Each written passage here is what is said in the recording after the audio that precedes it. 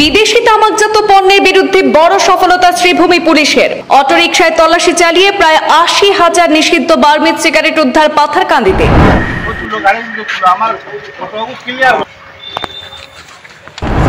সীমান্ত জেলা জুড়ে বেআইনি কারবার ঠেকাতে জেলা পুলিশের জিরো টলারেন্স অব্যাহত। সিনিয়র পুলিশ সুপার পার্থপ্রতিম দাসের কড়া নজর এড়াতে পারেনি পাচার চক্র। পাথারকান্দির মুন্ডমালায় অটোরিকশা থেকে প্রায় ১০ লক্ষ টাকার বার্মিজ সিগারেট বাজেয়াপ্ত। আসাম ত্রিপুরা সীমান্ত পেরিয়ে জেলায় প্রবেশের পর শ্রীভূমিতে পৌঁছানোর আগেই আটকে দেয় পুলিশ। অভিযুক্ত অটো চালককে আটক করে জিজ্ঞাসাবাদে নিয়েছে পুলিশ। হেফাজতে নেওয়া হয়েছে অটোরিকশাও। ২ নম্বরে বাণিজ্য এবং তামাকজাত পণ্যের অবৈধ প্রবাহ রুখতে শ্রীভূমি জেলা পুলিশের কড়া নজরদারিতে আজ ফের সফলতা এলো পাথারকান্দিতে। শ্রীভূমি জেলায় নিষিদ্ধ বার্মিজ সিগারেট উদ্ধারে সীমান্ত এলাকায় পুলিশের সতর্ক অভিযান আরও প্রশংসিত হলো। মিজোরাম সীমান্ত দিয়ে বেআইনি পথে জেলায় বার্মিজ সিগারেট প্রবেশের তথ্য শ্রীভূমির সিনিয়র পুলিশ সুপার পার্থপ্রতিম দাসের নজরে আসে। সঙ্গে সঙ্গে সক্রিয় করা হয় পাথারকান্দি থানা পুলিশকে।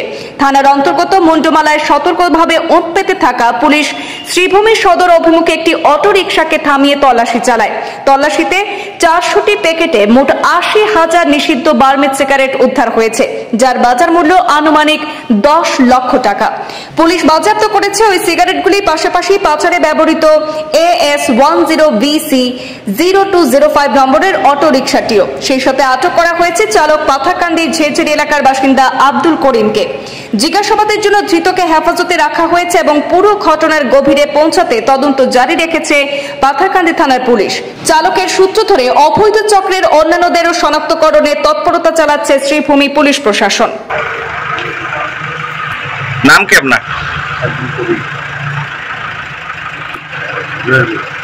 হ্যাঁ, কি কারণে আনছে আপনি? আমি তো কি জানি স্যার, আমি তো জানি না এটা কারণটা কি সত্যি আর কি দিয়ে দিতে।